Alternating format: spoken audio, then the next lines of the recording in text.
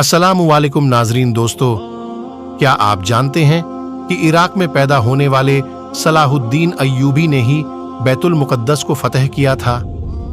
Salahuddin Ayyubi ने ही दुनिया की सबसे आधुनिक सल्तनत की बुनियाद रखी थी। उनके जरिए स्थापित की गई अय्यूबी सल्तनत ने 100 सालों तक आधी दुनिया पर राज किया। इस सल्तनत की सरहदें मिस्र से लेकर सीरिया, तुर्की, यमन, हिजाज और अफ्रीका तक फैली हुई थी। सलाहुद्दीन अय्यूबी शुरुआती दिनों में नूरुद्दीन जंगी के फौजी कमांडर थे, लेकिन 1164 में उन्होंने जब मिस्र को फतह किया तो नूरुद्दीन जंगी ने उन्हें मिस्र का शासक बना दिया और फिर सलाहुद्दीन अय्यूबी की सल्तनत का दायरा फैलता ही चला गया, यहां तक कि सऊदी अरब से लेकर इराक, शाम, सूडान, तुर्की और अफ्रीका तक का पूरा इलाका सलाहुद्दीन अय्यूबी के कब्जे में आ गया। सुल्तान सलाहुद्दीन अय्यूबी ने सलीबियों से लगातार 12 सालों तक जंग लड़ी। उन्होंने जंगे हित्तीन में अपने 12,000 सिपाहियों की मदद से सलीबियों के 63,000 लश्कर को खाक में मिला दिया। सलाहुद्दीन की इंसाफ पसंदी शासन के दुश्मन भी कायल थे। उन्होंने बैतुल मुक़द्दस को फतह करते ही ईसाइयों और यहूदियों की माफी का ऐलान कर दिया। उन्होंने ईसाइयों को न सिर्फ बैतुल मुक़द्दस की ज़ियारत की इजाज़त दी, बल्कि उनके लिए खाने पीने और रहने तक का इंतजाम किया। सलाहुद्दीन अय्यूबी के इस इखलाक से यहूदी और ईसाई इतना प्रभावित हुए कि उन्होंने इस्लाम कबूल कर लिया। सलाहुद्दीन अय्यूबी के होते हुए किसी में मुसलमानों की तरफ आंख उठाने की हिम्मत न थी। यरूशलेम के बादशाह के भाई ने जब मुस्लिम हाजियों के काफिलों को लूटा तो सुल्तान सलाहुद्दीन अय्यूबी ने सरेआम उसका कत्ल कर दिया।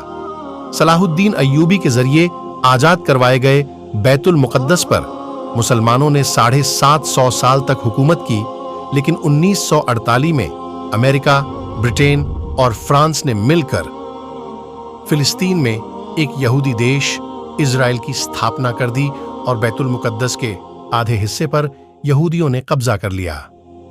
1967 में होने वाली अरब और इजराइल जंग में बाकी हिस्सा भी यहूदियों के कब्जे में चला गया।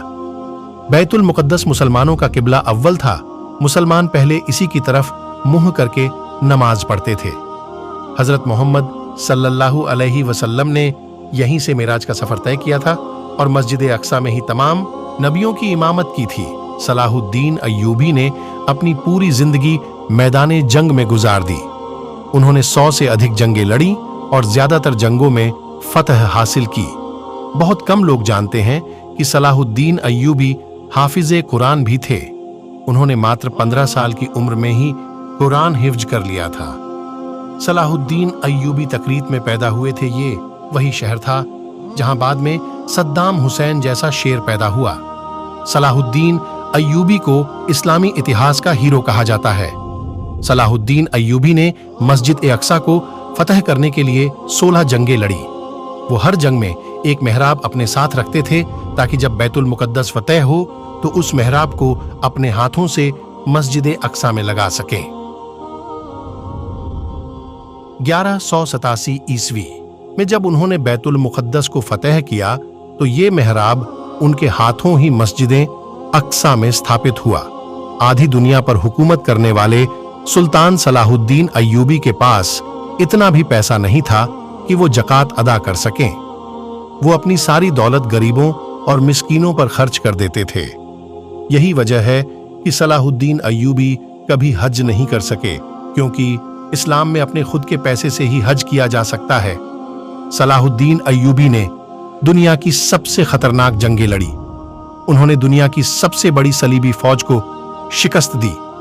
इस फौज की ताकत का अंदाजा इसी बात से लगाया जा सकता है कि इसमें दुनिया भर के 6 लाख ईसाई शामिल हुए थे। यहां तक कि यहूदियों का एक बड़ा गिरोह भी सलीबियों की मदद कर रहा था। सुल्तान सलाहुद्दीन अय्यूबी को इतिहास का सबसे न्यायप्रिय बादशाह कहा जाता है। उनके दरबार में हर इंसान को आने की इजाजत थी। सलाहुद्दीन अय्यूबी ने सप्ताह में 2 बार जनता दरबार लगाने की जिस परंपरा की शुरुआत की, उसे आज बहुत से देशों में इस्तेमाल किया जाता है। सलाहुद्दीन अय्यूबी की इंसाफ संदी का ये आलम था कि यहूदी और ईसाई भी अपने फैसलों के लिए उनके दरबार मैं आते थे। सुल्तान सलाहुद्दीन अय्यूबी के दौर में मिस्र दुनिया के सबसे अमीर शहरों में से एक था। उनकी हुकूमत में काहिरा और दमिश्क के अस्पतालों में दुनिया भर से लोग इलाज के लिए आते थे। दुनिया के मशहूर वैज्ञानिक एडलार्ड ने साइंस की शिक्षा मिस्र और सीरिया में ही हासिल की थी। आपको यह जानकर शायद हैरानी हो कि सलाहुद्दीन अय्यूबी के जरिए स्थापित की गई सल्तनत अय्यूबिया में ही आंखों के इलाज पर सबसे ज्यादा रिसर्च की गई। मोतियाबिंद का सबसे बेहतरीन इलाज मिस्र में ही खोजा गया था। सलाहुद्दीन अय्यूबी की सल्तनत में रहने वाले इब्न अल बैतार ने 300 से अधिक दवाओं की खोज की। उसकी लिखी किताब अल मुगन्नी और किताब अल जामी को 17वीं सदी तक ऑक्सफोर्ड जैसी यूनिवर्सिटियों में पढ़ाया जाता रहा। आपको यह जानकर शायद हैरानी हो कि सलाहुद्दीन अय्यूबी मिस्र और सीरिया के पहले सुल्तान थे। उन्हें इस्लाम का अघोषित खलीफा भी कहा जाता था।